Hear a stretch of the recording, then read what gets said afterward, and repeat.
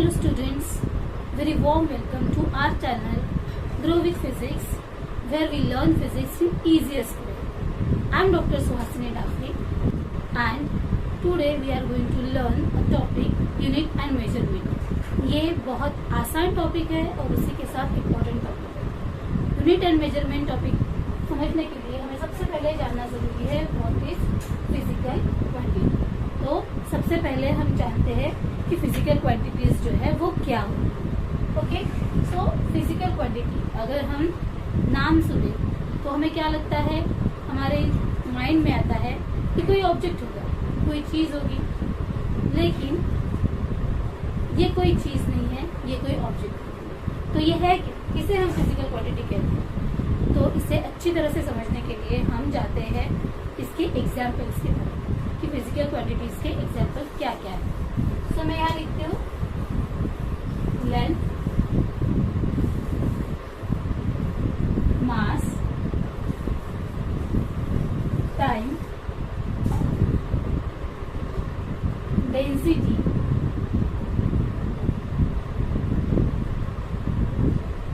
Speed,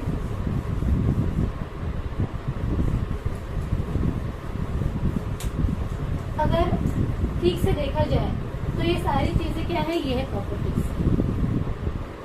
length, मास, time, density, speed, ये किसी न किसी चीज से रिलेटेड प्रॉपर्टीज. अब ये जो प्रॉपर्टीज, ये कैसी प्रॉपर्टी है, तो अगर हम इसे गौर से देखेंगे तो हमें समझ में आएगा कि ये कुछ ऐसी प्रॉपर्टीज है जो हम मेजर कर सकते हैं. सो मतलब ये मेजरेबल प्रॉपर्टी है किसी भी बॉडी की. ओके, और ये चीजें हैं एग्जांपल्स ऑफ फिजिकल क्वांटिटी. तो फिर फिजिकल क्वांटिटी क्या हो गई, किसे हम कहते हैं फिजिकल क्वांटिटी, या क्या डेफिनेशन हो सकती है फिजिकल क्वांटिटी. तो सिंपल क्या होगी, any measurable property of a body. Any measurable property of a body is called as physical quantity. Okay, so what is physical quantity? Any measurable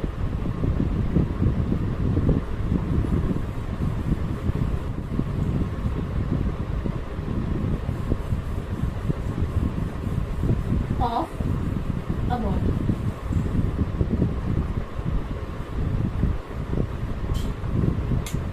ये clear हो गया. फिजिकल क्वांटिटी को ध्यान में रखने के लिए हम पहले एग्जांपल्स ध्यान में रखेंगे. एग्जांपल से क्लियरली हमें समझ में आ जाएगा कि what is physical quantity. Any measurable property of a body is called as physical quantity. Now अब हमें पता है, अब इसके भी टू टाइप्स है, फंडामेंटल एंड डेरिवेटिव. अब ये समझने के लिए हम थोड़ा सा देखते हैं कि बेसिकली किसी भी चीज के दो टाइप्स होते हैं. जैसे फॉर एन एग्जाम्पल कुछ नेचुरल और फिर आर्टिफिशियल. हमने बहुत ज्यादा सुना हुआ, जो सुना हुआ नाम है नेचुरल, आर्टिफिशियल. अब नेचुरल को हम ऐसे भी बोल सकते हैं कि बेस, फंडामेंटल, और फिर इन बेस और फंडामेंटल्स को यूज करके आर्टिफिशियल बना. ओके, सो इसी लॉजिक के साथ अगर हम इन्हें देखते हैं तो क्या पता चलेगा, one is a fundamental physical quantity और another is a derived physical quantity.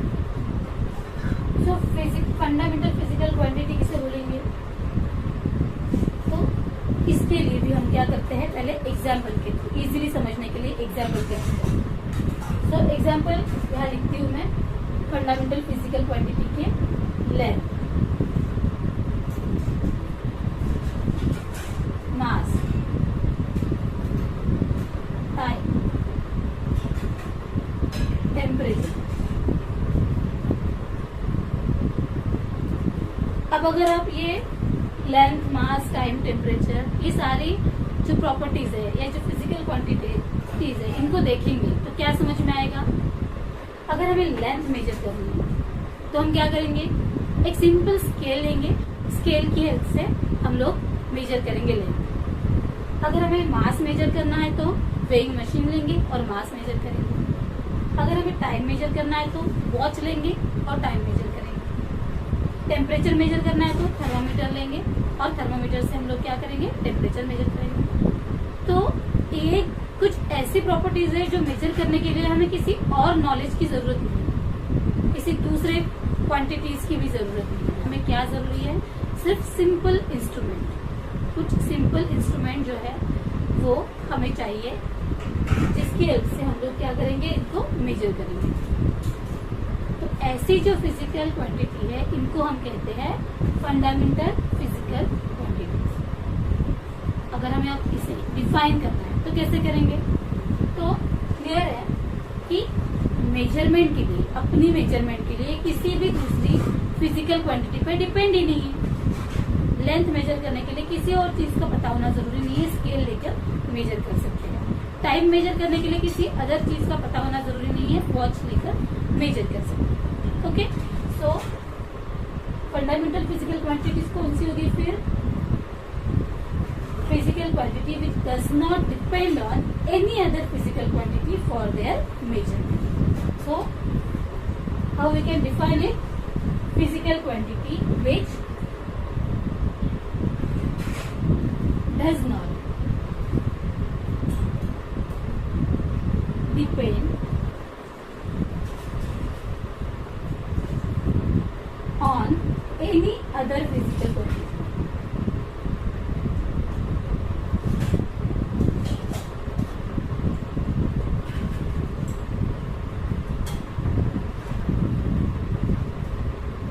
For their measurement.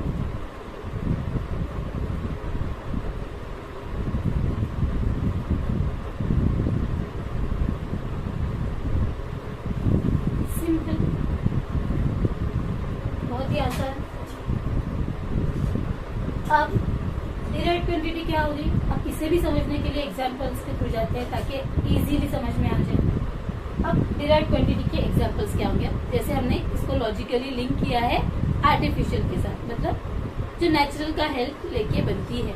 Okay, सो अगर हम स्पीड ले लिया,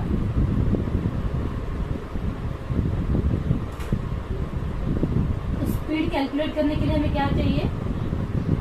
डिस्टेंस अपॉन टाइम।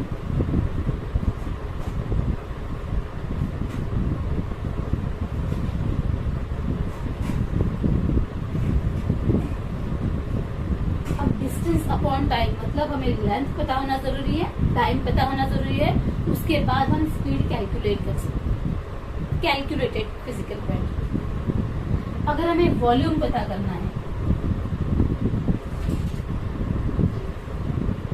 तो उसके लिए हमें क्या चाहिए? एल क्यूब लिखते हैं हमें, मतलब लेंथ पता होना जरूरी है। लेंथ पता नहीं होगी तो हम वॉल्यूम नहीं निकाल सकते।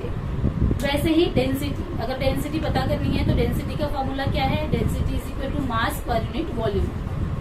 जब तक मास पता नहीं होगा हमको वॉल्यूम मतलब फिर से लेंथ, क्यूब लेंथ पता नहीं होगी तब तक हम लोग उसकी डेंसिटी नहीं निकाल सकते। सो ये जो क्वांटिटीज है, स्पीड है, वॉल्यूम है, डेंसिटी है और ऐसी बहुत सारी जो है वो कैलकुलेट करने के लिए डिपेंडेंट है ऑन अदर फिजिकल क्वांटिटी। तो ऐसी जो फिजिकल क्वांटिटी है उसे हम कहते हैं डिराइव्ड फिजिकल क्वांटिटी। अब इसको डिफाइन करेंगे सिंपली। कैसे डिफाइन करेंगे फिर? Physical quantity which depends on other physical quantity for there measurements. तो क्या होगा फिर ये? Physical quantity which depends on other physical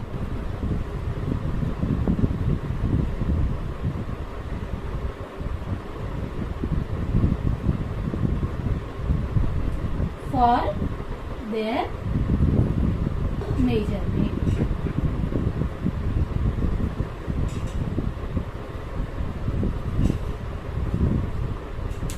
कितना सिंपल है, ये समझ में आ गया।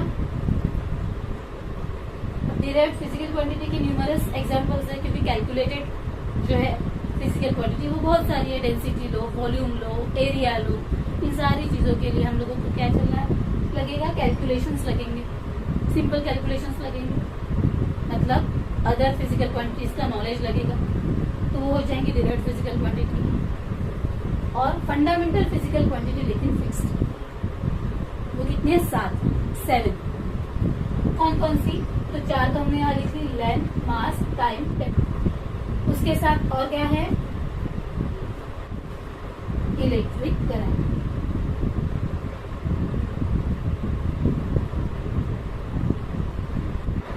Luminous intensity,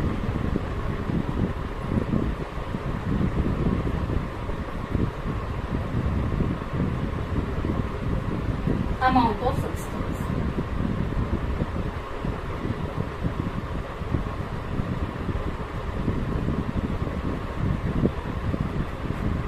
Okay, so this is 1, 2, 3, 4, 5, 6 and 7.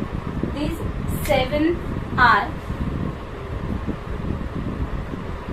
Fundamental physical quantity, जिन्हें मेजर करने के लिए हमें किसी भी अदर फिजिकल क्वांटिटी के नॉलेज की जरूरत नहीं होती है, जिसे हम बेस फिजिकल क्वांटिटीज भी बोलते हैं।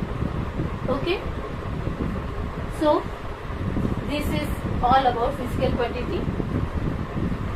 अगर आपको ये वीडियो पसंद आया है तो प्लीज मेरे वीडियोस को लाइक कीजिए, सब्सक्राइब कीजिए और बेल बटन दबाना ना भूलिए।